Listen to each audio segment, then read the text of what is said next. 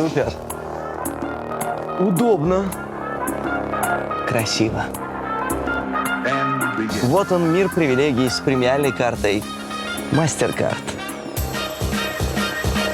MasterCard. Давай, вставай, стартовую снимай.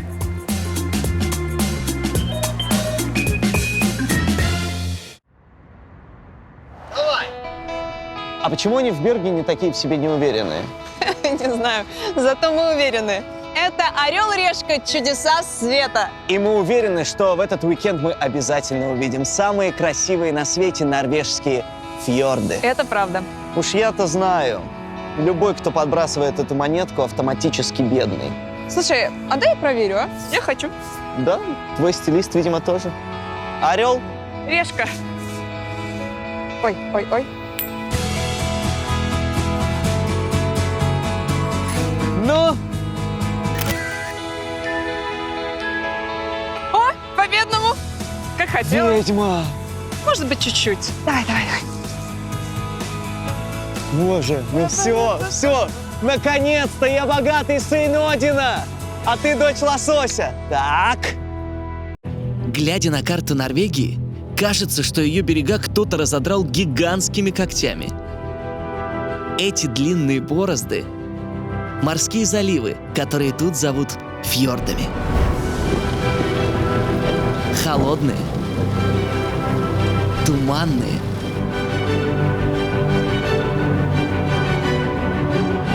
но такие красивые, что, кажется, тут не обошлось без древнего норвежского колдовства. Фьорды так легко не дадутся. Они попытаются нас вымотать, сломать Я сейчас расплачусь. и даже сбросить нас в пропасть. Мамочки мои, господи, как страшно. Вы готовы к путешествию на самое суровое чудо света?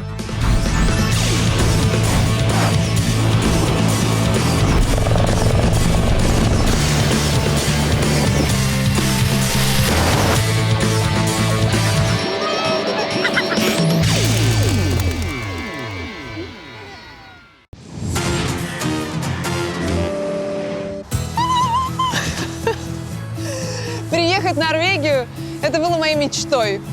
Но знаете что? Нужно быть осторожнее со своими желаниями, потому что я здесь, но у меня всего $100. А это слезы единорога, если честно, в этой стране. Норвегия входит в тройку самых дорогих стран мира для туристов.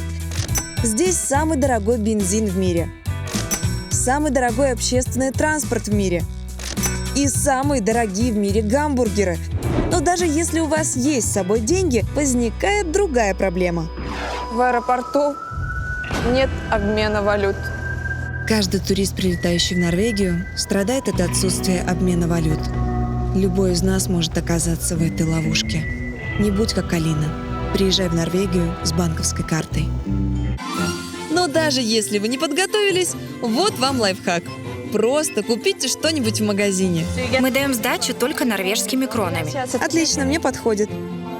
Купив булочку с корицей за 90 гривен, я обменяла свои доллары на норвежские кроны. Курс, конечно, не фонтан, но когда у тебя нет вариантов, тоже неплохо. Норвегия впереди планеты всей по количеству электромобилей. Правительство решило, что до 2025 года тут не должно остаться ни единой машины на бензине.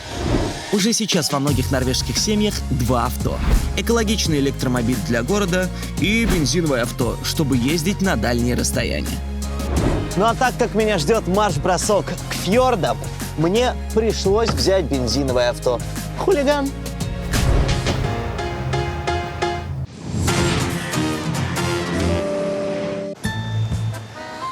Чтобы вы понимали масштаб моей трагедии, такси до центра обойдется вам в 800 крон. Это ровно $100. Итак, лучшим для меня способом добраться в город будет автостоп.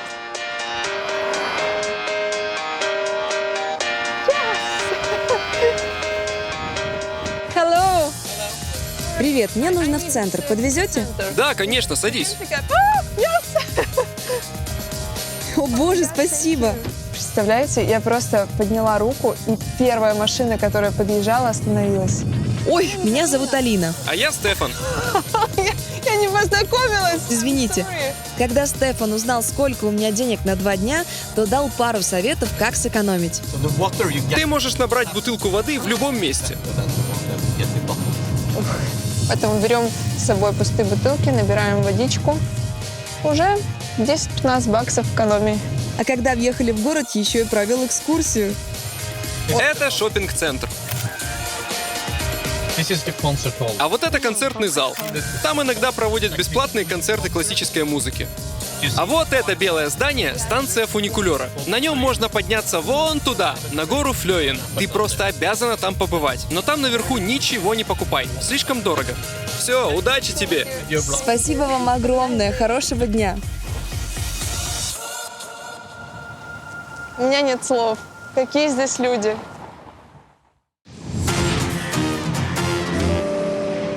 На фьорды и Берген лучше всего смотреть с высоты. С высоты собственного вертолета. Hello, Антон. Nice to meet you, Casper. Каспер. О, я люблю его с детства. Nice to meet you. Девчонки, восхищайтесь Каспером. Парни, восхищайтесь вертолетом. Я полетел восхищаться фьордами.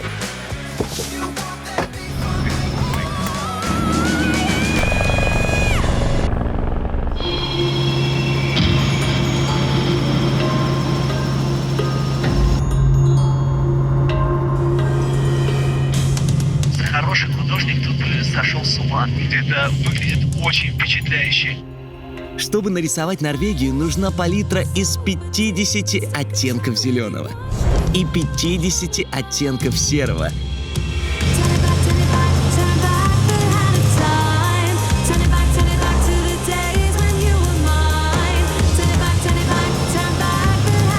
Теперь я понимаю, что такое суровая северная красота.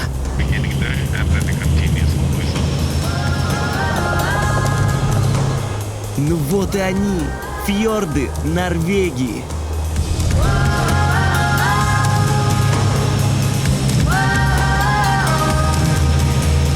Давайте познакомлю вас поближе и расскажу, что вообще такое фьорд.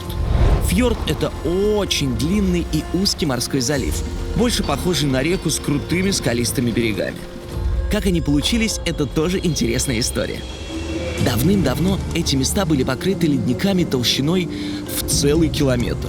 Ледники двигались и своей массой процарапали в горах длинные борозды, которые потом заполнились водой. В Норвегии 1000 фьордов, один другого красивее, и десятки способов, как ими любоваться. За эти 2 дня я вам покажу самые экстремальные, романтичные и незабываемые. Я буквально внутри чуда света. Yeah, thanks.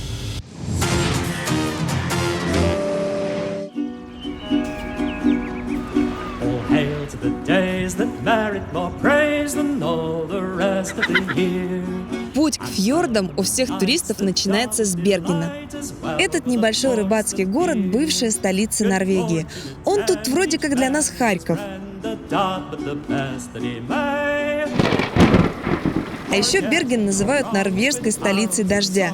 Тут капает 270 дней в году. Поэтому, когда выходит солнце, в городе наступает настоящий праздник.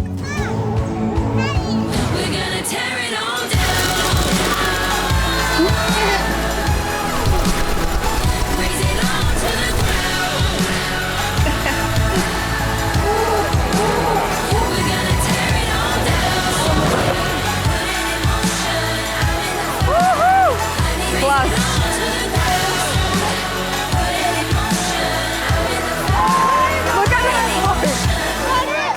Cool!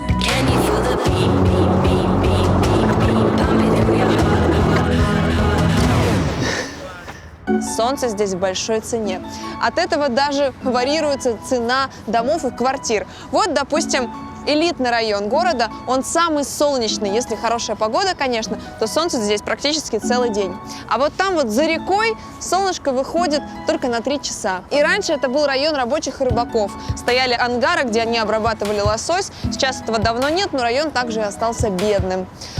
Мне кажется, именно отсюда пошло выражение «выбить место под солнцем».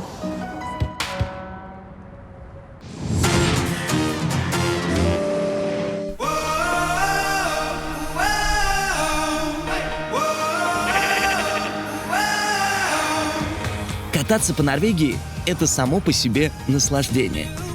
Едешь по идеально ровной, как стекло, трассе. Вокруг прямо хирургическая чистота. Аккуратные деревянные домики. Слева – горы, справа – озера. Красота и благополучие. Но есть способ рассматривать норвежские красоты поинтереснее и подороже. Я собираюсь добраться до своего первого фьорда на уникальном поезде. Фломская железная дорога входит в топ самых красивых железных дорог в мире.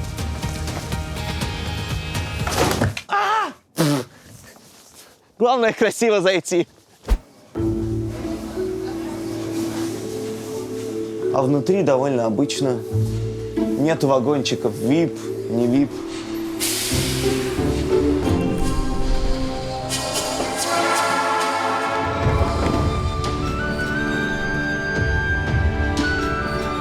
Обалдеть, проехали всего где-то 500 метров, а уже понимаю, почему ее называют самой красивой железной дорогой в мире. Фломская железная дорога – одна из самых удивительных в мире. Во-первых, она очень короткая, всего 20 километров. Во-вторых, прокладывать ее пришлось прямо в скалах. На ее строительство ушло 20 лет и 20 миллионов норвежских крон. Только вдумайте, здесь на 20 километров приходится 20 туннелей. Которые прорубили на минуточку вручную. Но это все сухие факты.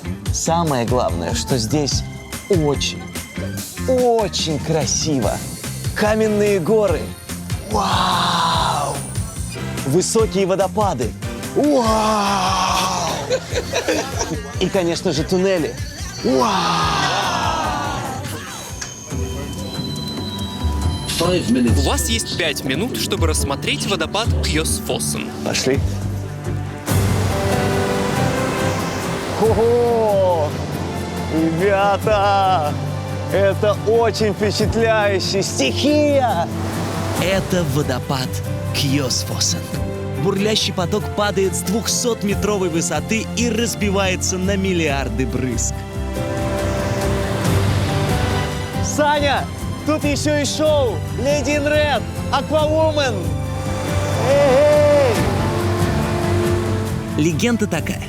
Тут живет дух водопада, красавица Хюльда.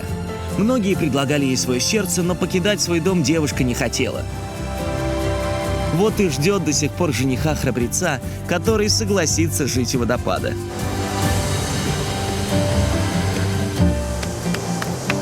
Браво! Я единственный тут культурный зритель. Если честно, Фломская дорога живописная, но она ничем не отличается от других норвежских дорог, по которым можно проехаться бесплатно и увидеть такие же красоты. И если бы у меня не было безлимитной карты, я бы расстроился, что потратил 60 баксов.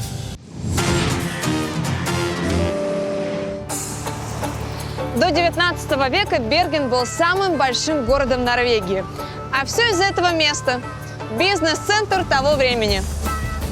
Все эти разноцветные домики с острыми треугольными крышами – самое узнаваемое место в Бергене – знаменитая Ганзейская набережная. 700 лет назад здесь был центр рыбной торговли. Все эти дома принадлежали немецким купцам. Они за копейки покупали рыбу у норвежцев и втридорого продавали по всему миру. Тут были склады с треской, лососем и селедкой, и стоял плотный рыбный смрад. Сейчас Ганзейская набережная – это деревянный лабиринт из мостиков, пристроек и сувенирных лавочек. И единственным напоминанием о Великой рыбной империи остался рыбный рынок.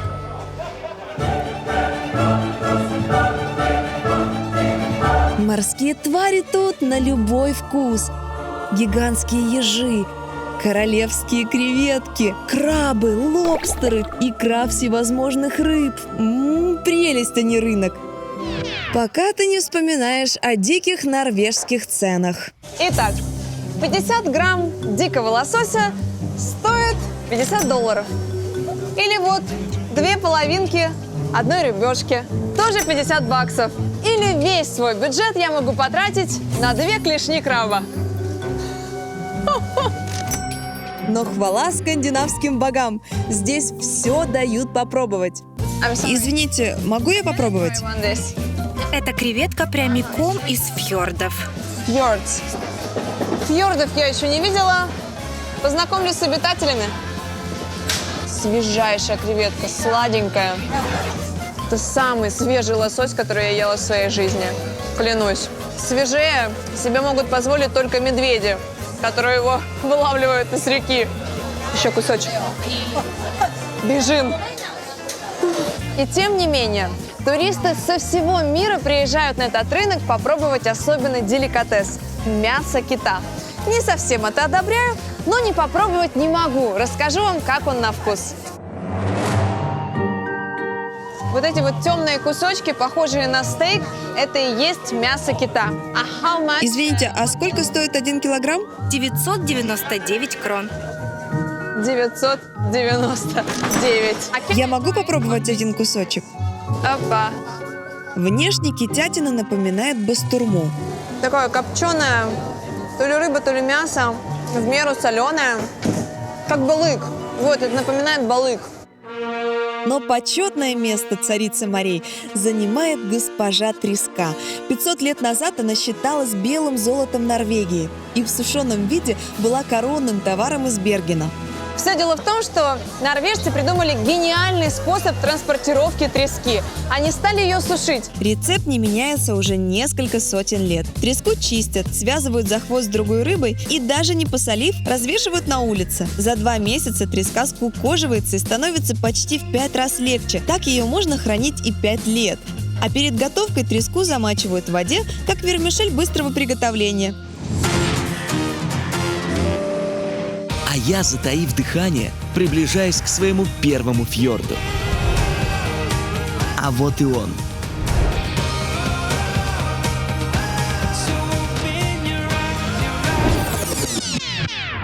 Не удивляйтесь. Я не сборщик мусора и не строитель дорог в Норвегии. Просто я по-богатому собираюсь отправиться к королю. Королю фьордов Согнифьорду. На лодке. На этом быстроходном катере можно познакомиться с фьордом максимально близко. Ну что, отправляемся? Меня лососем не корми, дай на фьорды посмотреть.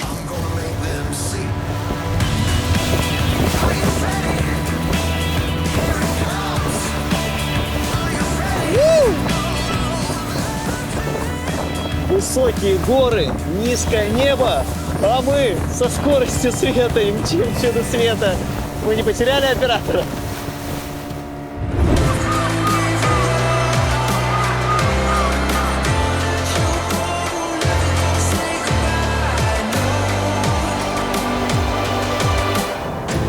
Согнифьорд. Звучит, как будто скандинав ругается, но не случайно норвежцы называют его королем фьордов. Во-первых, он самый большой, 219 километров. Во-вторых, он самый глубокий, 1308 метров. Это как если взять самый высокий небоскреб мира Бурдж-Халифа и сверху еще поставить 2 Эйфелевые башни. Представляете, какая бездна? Именно из-за такой глубины во фьорды могут заходить здоровенные круизные лайнеры. А знаете, что самое классное? Я не рядом с чудом света, а буквально внутри чуда света. Вот я, вот фьорд, и оба мы чудо. На Согнифьорде немыслимое количество красот. Десятки водопадов, которые стекают, кажется, прямо из облаков. Свежо! То, чего не хватало в жаркой Норвегии. А вот фермы, повисшие над пропастью в полкилометра. Люди обосновались там еще 600 лет назад. Эту ферму называют Стиген, по-норвежски «лестница». Говорят, 100 лет назад, когда сюда приходил сборщик налогов, ему спускали лестницу, чтобы он взобрался наверх. Отсюда и название. Мало того, что тут везде разбегаются глаза, тут еще невероятно чистый воздух. Хочется дышать полной грудью. Дело в том, что ради природы норвежцы даже изменили свою конституцию. В статье 112 сказано, что каждый житель Норвегии имеет право на ту окружающую среду, которая сохраняет здоровье. Представляете? На фоне всего вот этого чувствуешь себя таким малюсеньким. И знаете, вот эта заштампованная фраза «в гармонии с природой» тут ощущается. Ты чувствуешь какое-то умиротворение. Серьезно. Мне с моими несчастными $100 такое может только сниться. Даже самый дешевый тур по фьордам стоит $65. Но раз уж денег у меня нет, я сама организую себе тур и посмотрю на фьорд с утеса Прикистулен. Прикистулен – самый известный и самый живописный скалистый утес Норвегии. Он гордо возвышается на 604 метра над землей, открывая потрясающий вид на Люсифьорд. Поэтому план такой. В Бергене сесть на паром до города Ставангер, там найти себе ночлег, а утром отправиться на утес. А вот, кстати, и мой паром.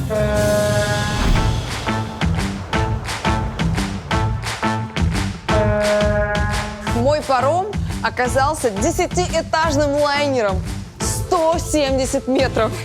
Успеть бы это за 5 часов все посмотреть. Это целый плавучий город, где у каждого этажа свое предназначение. Первые этажи технические и целых 3 паркинга машин. Тут вмещается 600 машин. И за паркоместо нужно отстегнуть $42. 7-й этаж больше похож на развлекательный центр. На нем есть все, чтобы не заскучать. Магазины, фудкорты подешевле, рестораны подороже, рояль, ночной клуб с танцполом и даже собственное казино. На 8-м и 9-м этаже одни каюты. На пароме есть 20 видов кают. Сейчас вы видите одну из самых стандартных. Она очень напоминает наше СВ. Ну, за исключением того, что у нас нет такого вида из нашего СВ. Чистенько и романтично, но мне не по карману. И последний, 10-й этаж. Это палуба для прогулок людей и их питомцев. Но самое классное вот тут. Огромная панорамная вертолетная площадка.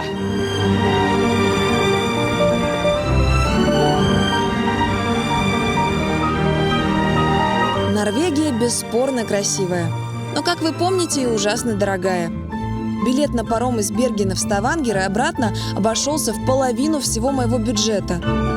Но чтобы добраться из Ставангера к Прикистулину, нужно сесть на еще один паром. Потом еще и на автобус, на который у меня не хватит денег. Так что про ночлег я вообще молчу. Обратимся к старому доброму каучсерфингу. Ну, вы помните, каучсерфинг – это приложение, где люди по всему миру предлагают бесплатный ночлег. Напишу Аннет. Ой, и вот этому смешному норвежцу. Не пью, не курю. Ну все, теперь ждем.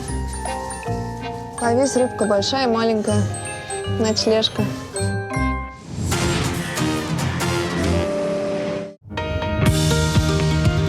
Фьорды можно разглядывать из вертолета, из окна поезда, а можно и на все 360 со смотровой площадки.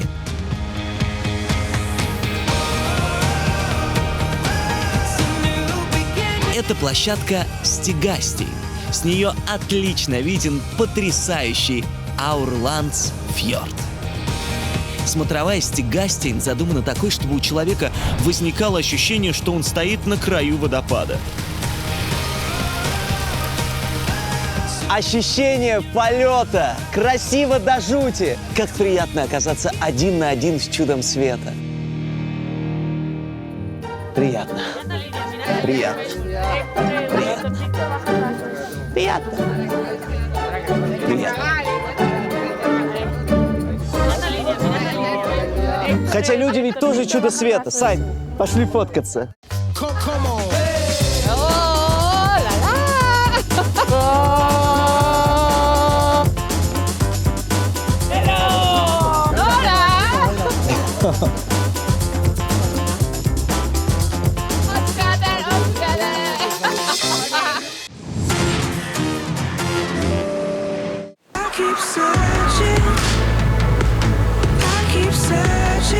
Наконец-то, через 5,5 часов я добралась до Ставангера. Раньше Ставангер был маленькой рыбацкой деревушкой. Здесь ловили треску, жили себе поживали. А 50 лет назад, бац, здесь нашли нефть. Сегодня Ставангер – это нефтяная столица Норвегии. Тут добывают 80% норвежской нефти. В городе крутятся бешеные деньги, но так и не скажешь. Ставангер называют белым городом. Я вижу почему.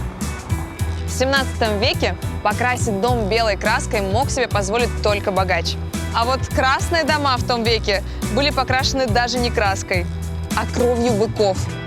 Я очень надеюсь, что они прошли реставрацию. А еще Ставангер запросто можно назвать городом птиц. Вы только посмотрите, как тут заботятся о диких пернатых. Каждый год в этот город прилетает семья уток.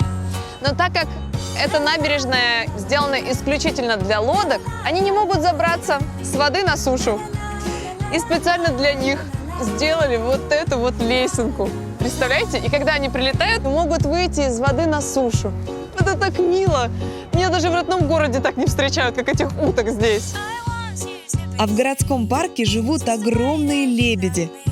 Господи, какой он красивый. И они вообще не боятся. Наоборот, ведут себя как гопники. Тихо, тихо. Тихо, ребята. Ребятки. Атака! Все, сейчас я дам, я все дам, я все отдам. Господи. Ты становишься навязчивым, давай как-то договоримся. Тихо, тихо, тихо.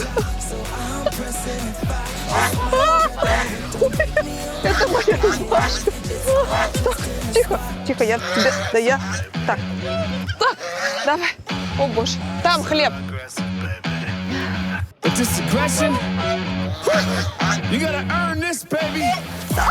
Он меня упустил за щеку. О, боже.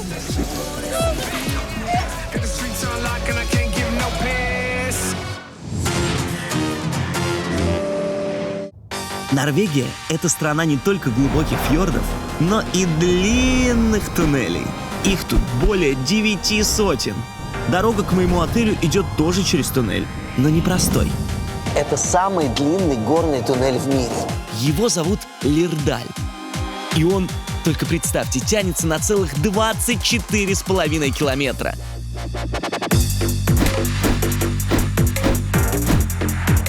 Что там? Мы спускаемся вглубь земли или, может быть, в ад? Но, оказывается, нет.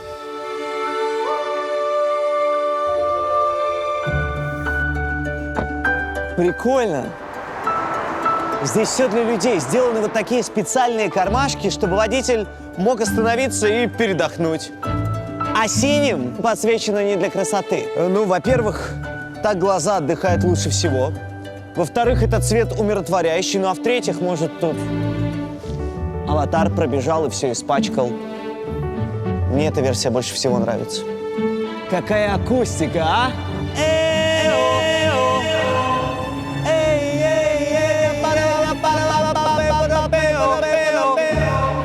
Слушайте, прикольная штука. И действительно отдыхает глаза. Погнали дальше.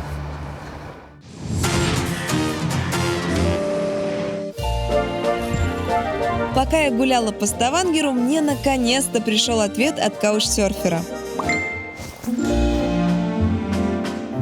я в данный момент не в городе, но ты можешь остаться на одну ночь.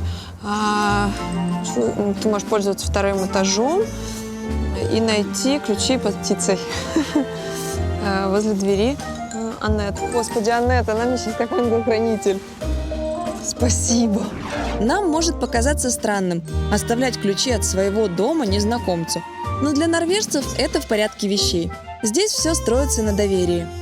Вот птички.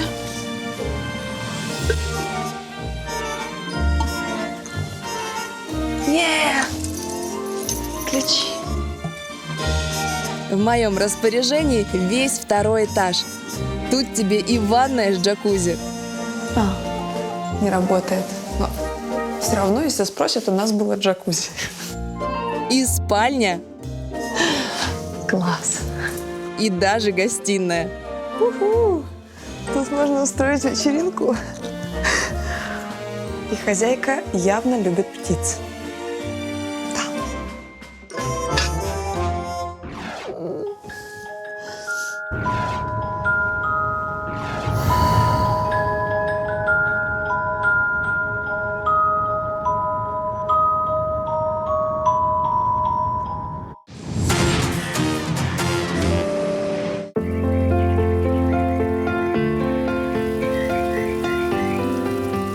Life used to be so easy as we gazed on.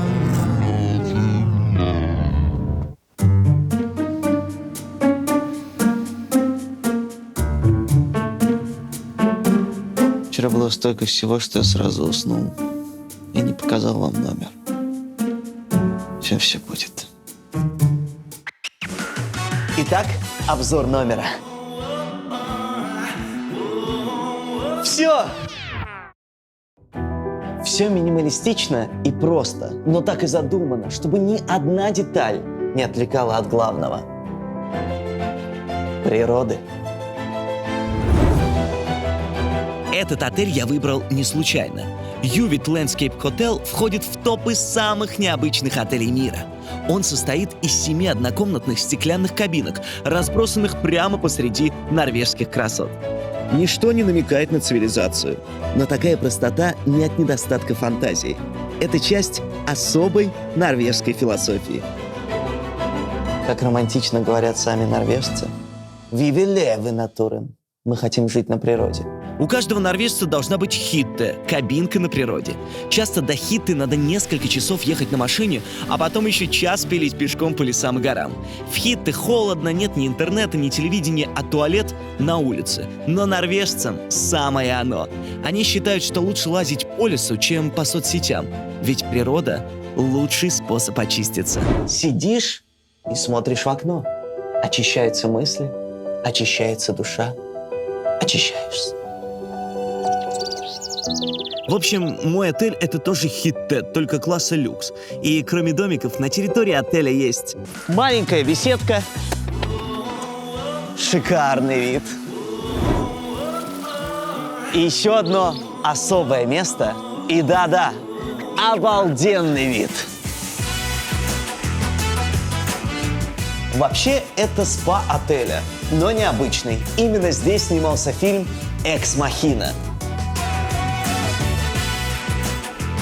Там по сюжету эксцентричный миллионер, такой себе угрюмый вариант Илона Маска, проводит эксперименты над человека-роботами. Он богат и успешен, как я, и живет вот в этом доме. Но мы-то знаем, что это спа.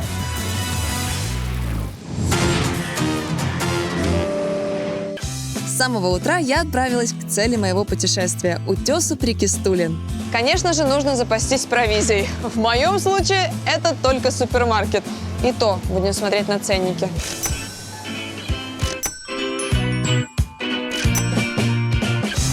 Но если успокоиться, не паниковать и все делать вдумчиво, то можно найти продукты по адекватным ценам и даже на мои деньги устроить пирушку. А если попасть еще и на акцию, то поем не только я, но и ты, Пашка.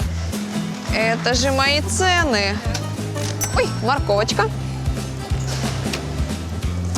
И помидорки. Все по 10 крон. Можно взять сырную нарезочку за $2,5.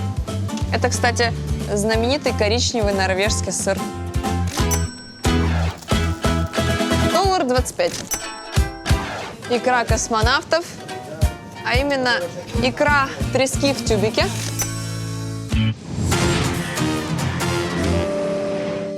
Норвегия прославилась на весь мир своими удивительными ресторанами. Тут есть ресторан под водой и прозрачный ресторан. А есть ресторан на верхушке горы высотой 1011 метров. К нему, конечно, можно подняться на канатной дороге, но это как-то скучно. Хай! Я Антон, приятно познакомиться. Я Анна, взаимно. Вы мой инструктор? Да, сегодня я ваш гид. Ребятушки, я-то думал, у меня будет седой этот норвежский лесоруб с бородищей до колен, а тут такая норвежская Рапунцель. К ресторану я поднимусь по экстремальному горному маршруту и заодно покажу самый адреналиновый способ посмотреть на фьорды. До Прикистулина остался последний рывок. Но после всех этих паромов денег у меня не осталось даже на автобус. Так что последняя надежда на спасительный автостоп.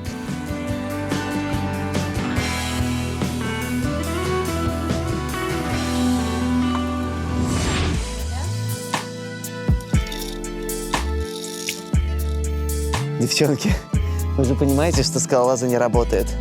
Особенно на определенные группы мышц.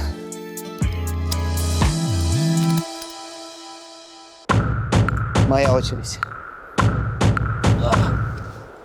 Yeah, I go for the OG. Slow mo like the veins pump codeine.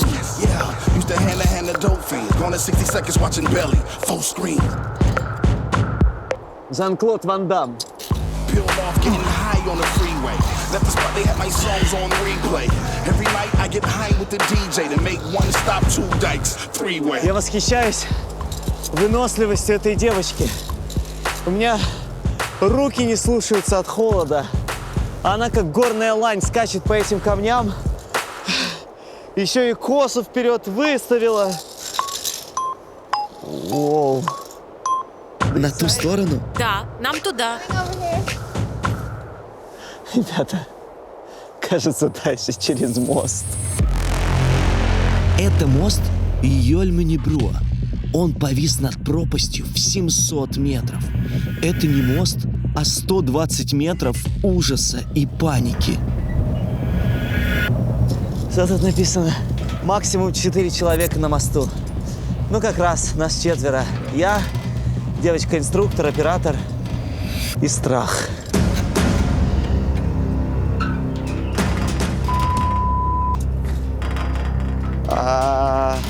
Он еще шатается. Цирк дю Солей. А почему он такой узкий?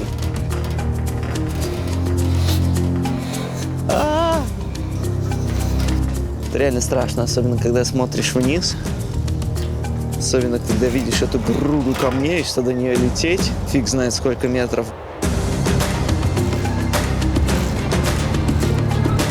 Давай, давай! Пройти подвесной мост над пропастью сделано. Все, идем дальше. Зарабатывать себе седые брови. Теперь нужно перейти через еще один мост. На ту сторону? Нет, на эту. Нам точно туда нужно? Да.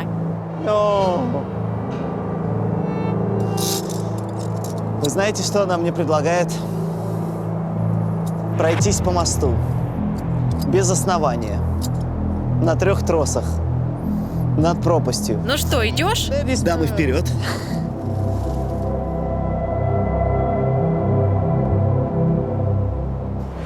Не, ну, с одной стороны, ну, даже девочка идет, значит, и я должен пойти. Ну, это реально страшно. Это реально страшно. Там под ним пропасть.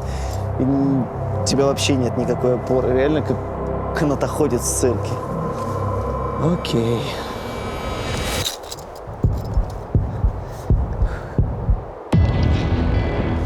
Алин,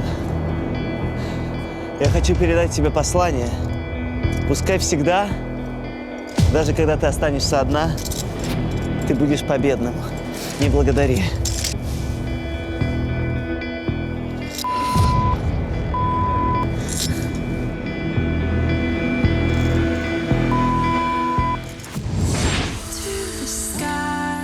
Фрейкистулен.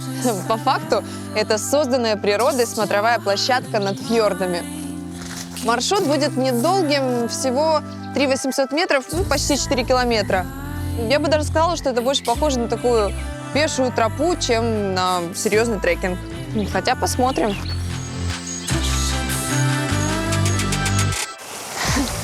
Водопад. Я надеюсь, что камера вам передает, как это красиво. Надо еще выше подняться. Оп. Маршрут очень продуманный. На самых крутых подъемах сделаны ступеньки, так что пройдет даже ребенок. О, вот эта отметка. Прошли мы 1150 метров, а до самой верхушки нам 2850. Хо-хо.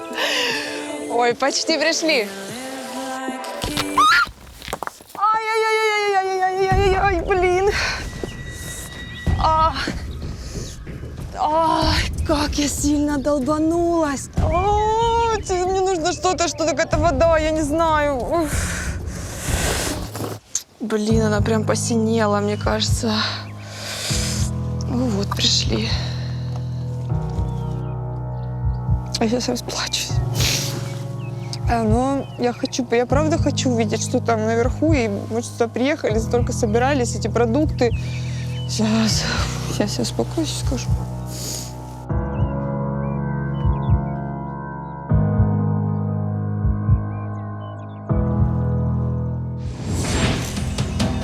Тут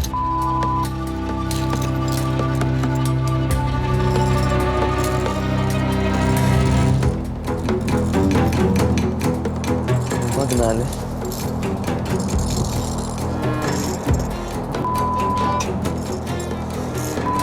Ветер!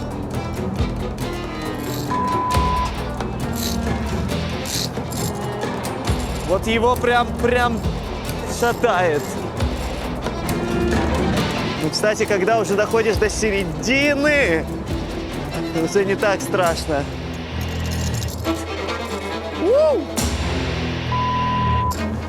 Беру слова про страшно обратно. Там еще внизу так призывно торчат скалы. Чуть-чуть. Очень страшно. Пройти над бездной по нитке сделано! И пускай она прошла его за минуту, а я за день. Но ведь сделано. Мне кажется, за это время я испытал все эмоции. Мы начали подъем, и это было вау.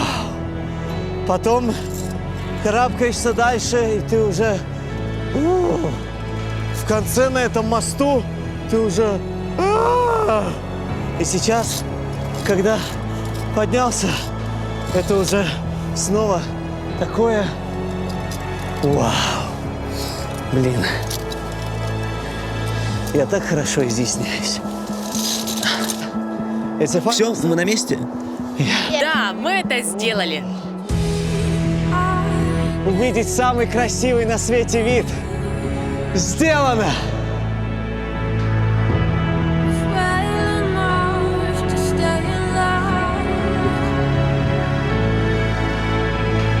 Вы помните, я вчера говорил, ой, как красиво, ах, как красиво. Забудьте, вот это красиво. Это просто восторг.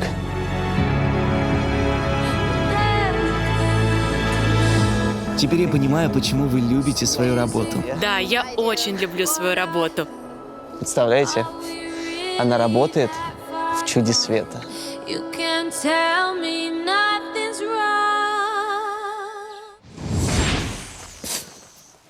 Ну что, попробуем дойти? Ай.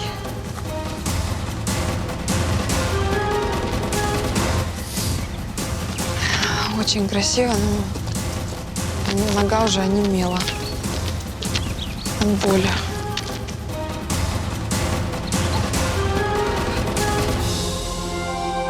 Мы пришли. Пришли. Смотрите, вот же он, исполинский утес Прикистулен. Идем поближе. Скала идеальной формы, словно нос огромного каменного Титаника нависает над Люсифьордом. Только здесь ни поручней, ни ограждений, а скользкая каменная скала. Один шаг и... даже подумать страшно. Внутри прям все сжимается в животе, потому что, ребят, мы, чтобы вы понимали, мы в шаге от высоты 602 метра. И она не плавная, как гора, а просто обрыв. Вот просто ровный обрыв вниз.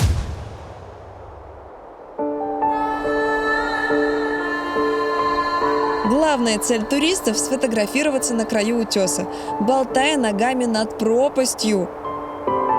Но смельчаков находится немного. Мамочки мои, господи, как страшно.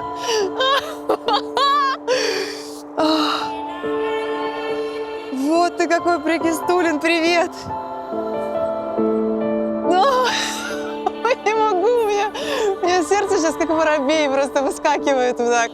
И от того, что ты не знаешь, где же это все заканчивается, еще страшнее. В хорошую погоду здесь открывается невероятный вид на Люсифьорд. А сейчас ты ничего не видишь дальше своих носков.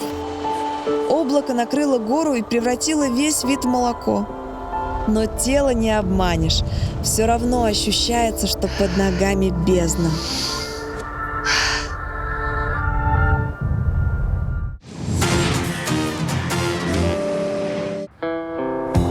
В таком месте и есть нужно красиво. А что может быть красивее, чем ресторан на вершине горы? А вы знали, что в Норвегии картой можно заплатить за все? Абсолютно. И так как у меня премиальная карта MasterCard, мне начислят кучу баллов по программе вознаграждений. Обменяю их на часы. Нет, на приставку. В ресторане Ховен на высоте 1011 метров подают блюда для настоящих викингов. Ребята, представляете? Тут в меню есть молот Тора. Кажется, я определился.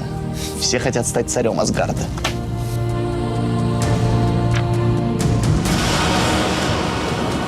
Только лишь достойнейшему дарована сила поднять. Поедатели. Эра Антона. Молотом Тора тут называют всего лишь говяжий стейк на длинном ребре. Во всем мире его называют стейк-рибай. Оно очень сочное, как нужно прожаренное, в меру перченое, соленое, ну просто идеальное, мягкое, нежное. В общем, если бы сюда пришел Крис Хемсворт, сам Тор, он был бы доволен. Вот это блюдо достойно сына Одина. Счет?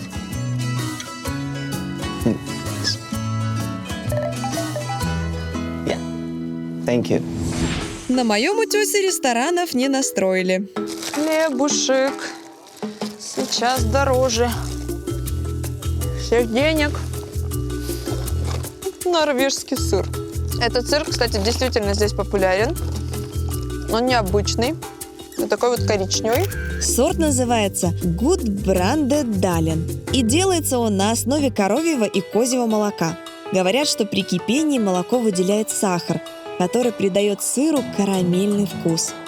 Как будто бы из сгущенки сделали сыр. Еда космонавтов.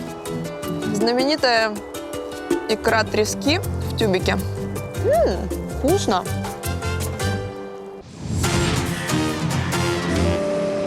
В этой дорогой стране $100 вам точно пригодятся. По дороге к Бергену есть городок Сандсли. Там, по адресу Сандсливиген 105, с правой стороны, перед дорожным кольцом есть небольшие скалы. Вот там и спрятана бутылка со 100 баксами. Купите на них лосося.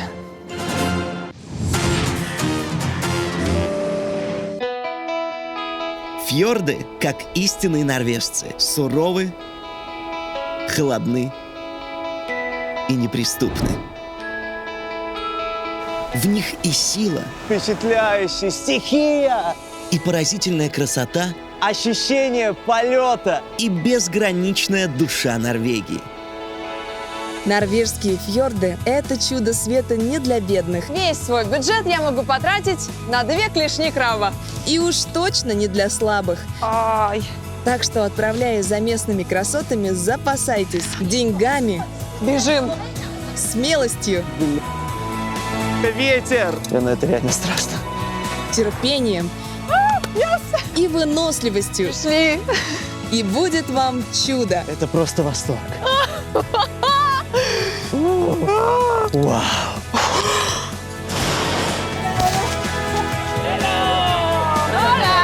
Тихо, я ж тебя... Он меня укусил за щеку. Все!